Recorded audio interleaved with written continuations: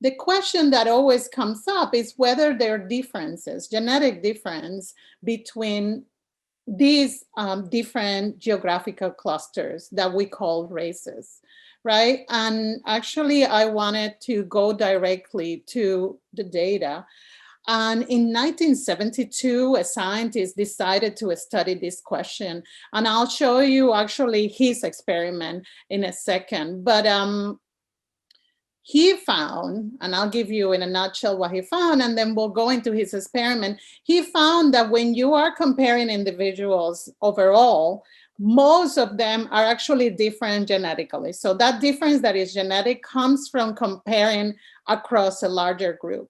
But when you restrict that comparison between those that are from different races, you find that the differences that actually tell them apart are only around 6%. So that's not really a lot if you compare that to 85%.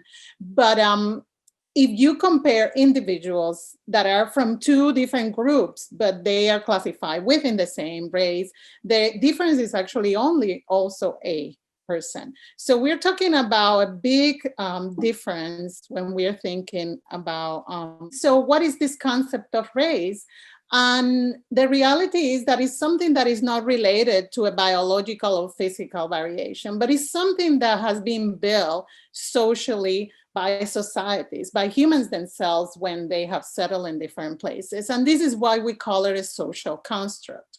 And it is basically attitudes or belief that define humans differently in these groups, not because they are biologically different, but because they are in some way culturally different, right? And one thing that we can think about is that the definition of who belongs within a race is actually something that changes in a country or in a society over time.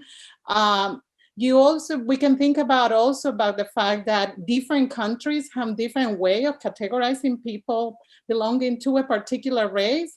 And if we think back to the history of the US, we realize that the concept of race that we keep talking about is very young. It's around 200 years old. And it was a concept that just developed from a movement that was trying to convince society that we should keep the Africans that have been brought over as slaves. So the concept itself has no meaning beyond the fact that society gave it a particular meaning. I guess that's the bottom line there. The first bullet point asks a question to to the audience, basically, about the three butterflies, and I'm interpreting it as that, we all refer them as butterflies. I don't believe people would, unless you're really knowledgeable on butterflies, you would not classify the specific butterfly. You're just categorizing them as all butterflies. So, and that can connect to race, where I know some people claim, there's only one race and it's the human race. So it could be like connected to that. Next bullet point is races are defined by their cultural backgrounds. So that goes back to what was said before, where it's less on a biological standpoint and more on the culture. And that culture can be I'll explain later, but so the next point is biologically it's structured the same, so there's very little difference between races genetically. And then the next point, perceptions, certain that races are more defined by their cultural background. That can change depending on the culture itself, so there's different perceptions on what the race is, just depending on where you're from.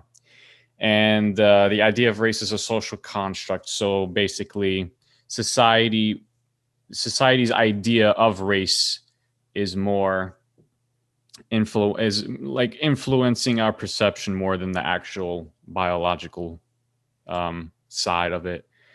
And the genome makes us unique, but doesn't make one superior. So biologically, because we're superior, the more radical viewpoints that claim races are superior, is just false because all races are the same. So yeah, that's our slide basically. That is great. Good job. It's pretty powerful, I think.